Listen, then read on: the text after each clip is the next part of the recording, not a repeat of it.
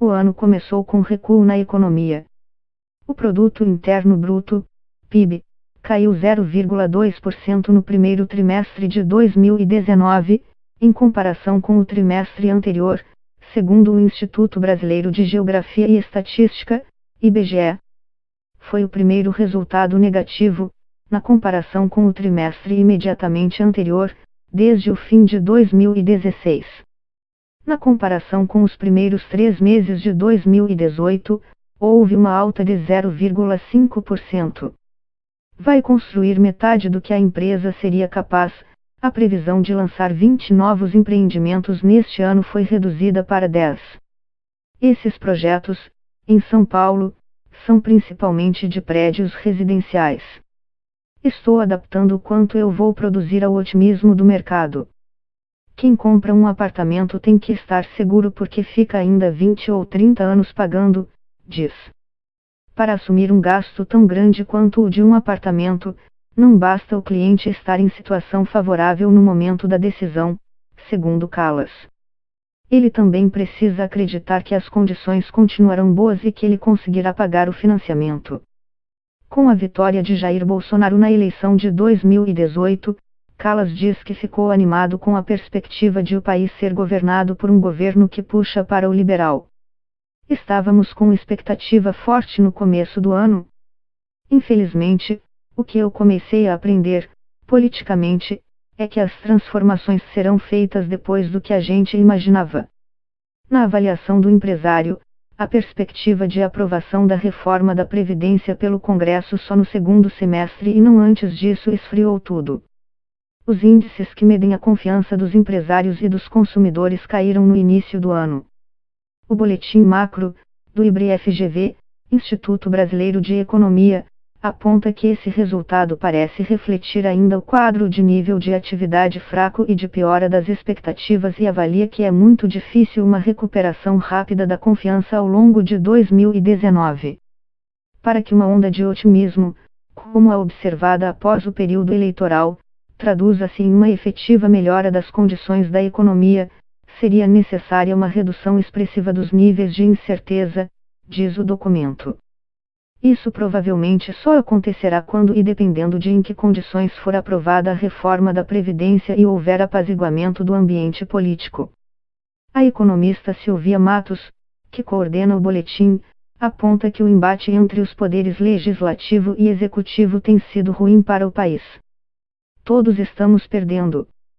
O governo precisa deixar de ser um agente que aumenta a incerteza na economia, diz ela. Mesmo com uma eventual melhora no cenário brasileiro, Silvia alerta que o bom humor não deve voltar na mesma medida que na eleição, já que, segundo ela, o país já perdeu a oportunidade de ter um crescimento mais favorável no início do ano.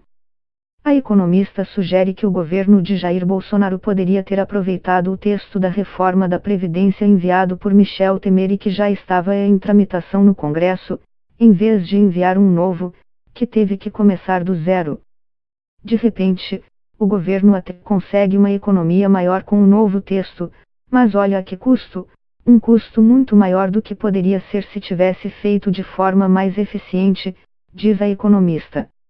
O argumento da equipe do ministro da Economia, Paulo Guedes, é que o texto enviado neste ano prevê uma economia de mais de R$1 trilhão em 10 anos, mais que os cerca de 600 bilhões de reais do texto de Temer na versão que tramitava na Câmara.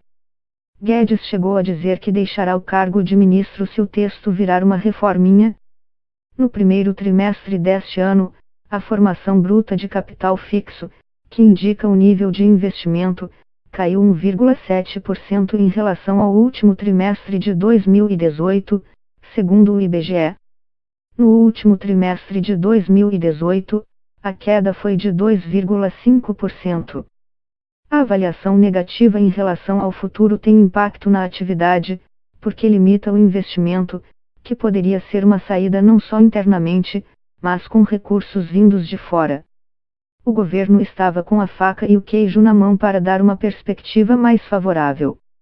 Neste ano, falar de um número igual ao ano passado é um desastre. A gente deveria estar crescendo neste ano mais próximo de 2%, disse. Os economistas do mercado financeiro começaram o ano com a previsão de que o PIB cresceria mais de 2,5% em 2019, segundo o boletim Focus. Essa projeção, divulgada toda semana pelo Belo Banco Central, caiu para 1,23% no fim de maio, depois de 13 quedas consecutivas.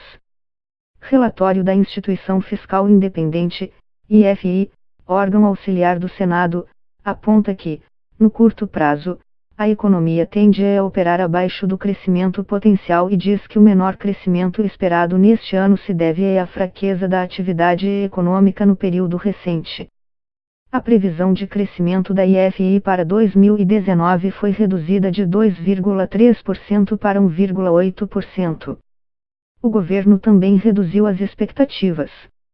O Ministério da Economia divulgou, em maio, uma redução de 2,2% para 1,6% na previsão de crescimento para o ano. As dúvidas sobre o rumo da economia no Brasil também têm impacto do cenário internacional, que tem a guerra comercial entre China e Estados Unidos como a principal questão para a economia brasileira. Ganhos pontuais para as exportações brasileiras, com retaliações da China sobre produtos agrícolas estadunidenses, devem ser comemorados com extrema cautela, aponta o boletim do IBRE. Além de um eventual acirramento das tensões comerciais piorar o crescimento da economia mundial, o que afeta negativamente todos os países, as tensões comerciais têm se refletido em oscilações acentuadas da taxa de câmbio. Outra questão apontada é que na mesa de negociações com os Estados Unidos é mais fácil os chineses ofertarem preferências na área agrícola do que em temas como propriedade intelectual, o que seria ruim para os produtos brasileiros. Embora afirme que o ano de 2019 será positivo para a empresa, Mário Fachin diz que o resultado não confortável da economia no começo do ano fez com que ele decidisse pegar um pouco mais de fôlego antes de fazer alguns dos investimentos previstos. Ele é CEO da Master, empresa produtora de suínos que fornece o animal vivo para outras processadoras e também vende a carne processada, sob a marca Sulita. Com sede em Santa Catarina e mais de 1.000 funcionários, a empresa vende os produtos processados principalmente para os estados de São Paulo, Rio de Janeiro e Santa Catarina, além de exportar. Fachin conta que tinha investimentos planejados para ampliar a quantidade de suínos abatidos e processados pela empresa neste ano, mas que parte deles ficará para 2020. Atualmente, a empresa tem uma produção de 3,5 mil suínos por dia. Deles, 2,5 mil são vendidos para outras grandes processadoras e 1.000 são abatidos e processados internamente. Estamos revendo o orçamento. A gente postergou investimentos que eram para este ano para o início do ano que vem. O que estava projetado para começar a operar em outubro, vamos começar a operar em abril, diz ele. Foi quando sentimos que o mercado não estava tão atraente. Não foi uma questão do governo, mas do próprio crescimento mesmo, diz. Eu acho natural o que está acontecendo neste início de ano, de um novo governo, de tomar conhecimento, fazer negociações junto ao novo Congresso. Talvez as previsões feitas antes fossem de otimismo exagerado. Mesmo com a redução na previsão de crescimento da economia brasileira, o cenário continua positivo para o setor de Fachin. O motivo é o mercado externo. O balanço de oferta e demanda mundial está ameaçado devido à peste suína africana que avança pela China e para outros países do continente asiático. A redução no excedente de produtos exportados por esses países representa uma oportunidade para o mercado brasileiro. Além disso, a oferta menor do produto aumenta o preço da carne no mercado internacional. A economista Silvia Matos lembra que, embora choques externos possam ser positivos para alguns setores como na área de proteína animal, pode haver grande impacto de preço para as famílias. Se aumenta o preço desses produtos lá fora, aumenta aqui também. A empresária Luísa Saldanha diz que o negócio dela está inserido em um mercado que talvez seja o último a sofrer a crise e segue com projetos de expansão para 2019. Farmacêutica, ela é presidente da Farmapeli, Rede de farmácia de manipulação com sede em Recife e 80 lojas em todas as regiões do país. A gente já vinha há muito tempo apertando o cinto, cuidando da gestão de forma mais acirrada porque são tempos de guerra. Aumentam os impostos, as pessoas não estão comprando, as margens ficam mais apertadas, diz. Um dos segredos para o sucesso da rede, segundo a empresária, está na localização das lojas. Ela diz que enquanto o Sul e o Sudeste concentram 70% das farmácias de manipulação do Brasil, a Farmapele tem encontrado oportunidades de crescimento no Norte e Nordeste. É um momento oportuno para crescer onde tem menos oferta.